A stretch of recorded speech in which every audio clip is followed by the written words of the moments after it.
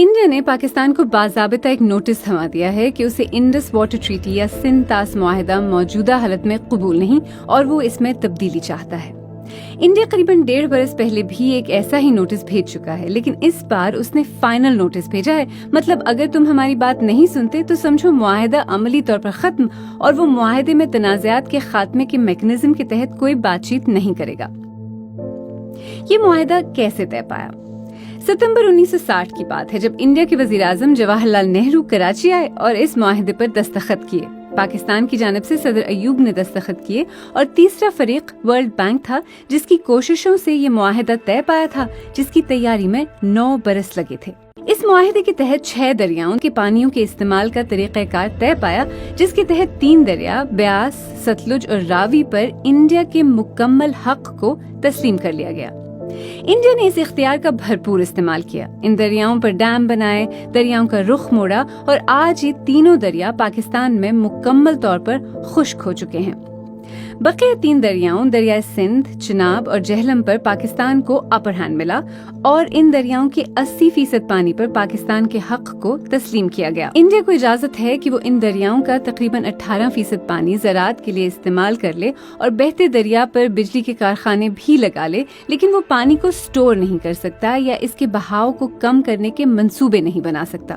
India اس معاہدے کو کیوں تبدیل کرنا چاہتا ہے؟ انڈیا نے اپنے نوٹس میں جو گراؤنڈز لیے ہیں ان میں موسمیاتی تبدیلی، آبادی میں اضافے اور صاف انرجی کی پیداوار اور ایمیشنز ٹارگٹس کے حصول کا ذکر کیا ہے۔ اس کے علاوہ خطے میں دہشت گردی کے واقعات کا بھی حوالہ دیا ہے اور کہا ہے کہ دہشت گردانہ کارروائیاں معاہدے پر مکمل عمل درآمد کی راہ میں رکاوٹ ہے۔ تنازعات کے حل کا میکانزم کیا ہے؟ اس معاہدے میں ایک مستقل انڈس کمیشن ہے جو کسی متنازع منصوبے کے حل کے لیے کام کرتا ہے۔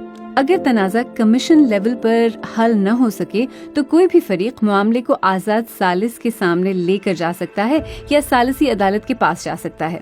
سندھ طاس معاہدہ دنیا میں پانی کی تقسیم کا کامیاب ترین معاہدہ تسلیم کیا جاتا ہے۔ یہ معاہدہ ہوئے 64 برس گزر چکے ہیں۔ اس دوران پاکستان اور انڈیا کے تعلقات میں بڑے اتار چڑھاؤ آئے، کئی جنگیں ہوئیں، لیکن معاہدہ برقرار رہا۔ گزشتہ 20 برس میں جب سے بھارتیہ جنتا پارٹی انڈین سیاست میں ابھری ہے، اس معاہدے کو ختم کرنے، پاکستان کو بوند بوند کے لیے ترسانے، خون اور پانی ایک ساتھ نہیں بہہ سکتے، ایسے بیانات سامنے آئے۔ انڈیا کی جانب سے حالیہ نوٹس ایک ایسے وقت میں سامنے آیا ہے جب پاکستان نے انڈیا کے زیر کنٹرول جموں کشمیر میں 2 منصوبوں پر اعتراضات اٹھا رکھے ہیں اور انٹرنیشنل کورٹ نے انڈیا کی مخالفت کے باوجود پاکستان کی شکایت کو سننے پر اپنے اختیار کا اعلان کیا ہے۔ کیا انڈیا اس معاہدے کو ختم کر سکتا ہے؟ انڈین میڈیا سرکاری حوالے سے یہ خبریں دے رہا ہے کہ انڈیا نے 64 سال پرانی ٹریٹی میں نظر ثانی اور تبدیلی کے لیے پاکستان کو نوٹس کافی غور و خوض کے بعد دیا ہے اور وہ ایک تاریخی غلطی کو درست کرنے کی کوشش کر رہا ہے۔ تاہم ماہرین کا کہنا ہے کہ سندھ طاس معاہدہ دونوں ملکوں کی باہمی رضامندی سے ہی ختم کیا جا سکتا ہے۔ 18 برس تک پاکستان کے واٹر کمشنر رہنے والے جماعت علی شاہ نے سندھ طاس معاہدے کے بارے میں BBC پنجابی سے بات کرتے ہوئے کہا ہے کہ اس معاہدے کی شرائط کے تحت کوئی بھی اس معاہدے کو یک طرفہ طور پر منسوخ یا تبدیل نہیں کر سکتا۔ دونوں ممالک مشترکہ طور پر اس معاہدے میں ترمیم کر سکتے ہیں یا نیا معاہدہ تشکیل دے سکتے ہیں۔ تجزیہ کار نروپا سبرمنیم کہتی ہیں کہ سندھ طاس معاہدہ ایک بہت وسیع بصیرت کا معاہدہ ہے۔ اس میں یہ ویژن تھا کہ اپر رائپیرین جو لوور رائپیرین ہے اس پہ ڈومینیٹ نہیں کر سکتی۔ ہمیں یاد رکھنا چاہیے کہ ہم بھی ایک لوور رائپیرین ہیں۔ چائنا کے ساتھ ہم برہمپترا شیئر کرتے ہیں۔ اگر کل انہوں نے کہا کہ ہم برہمپترا کو ہم ری نیگوشیٹ کرنے جا رہے ہیں تو آپ کیا کرو گے؟ سیف الدین سوز انڈیا میں کانگریس حکومت کے دوران آبی وسائل کے وزیر رہ چکے ہیں۔ انہوں نے BBC سے بات کرتے ہوئے کہا کہ سندھ طاس معاہدہ انڈیا اور پاکستان کے درمیان ایک انتہائی آزمودہ اور کامیاب معاہدہ ہے۔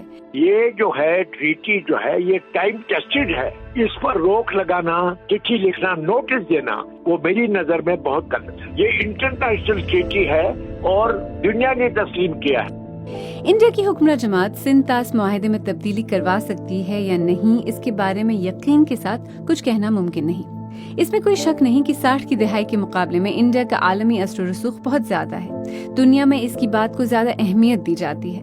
لیکن اگر انڈیا اس معاہدے کو ختم کر کے پاکستان کے لیے مسائل پیدا کرنے میں کامیاب ہوا تو انڈیا خود ایک ایسی روایت پیدا کر رہا ہوگا جو اس کے اپنے خلاف بھی استعمال ہو سکے گی۔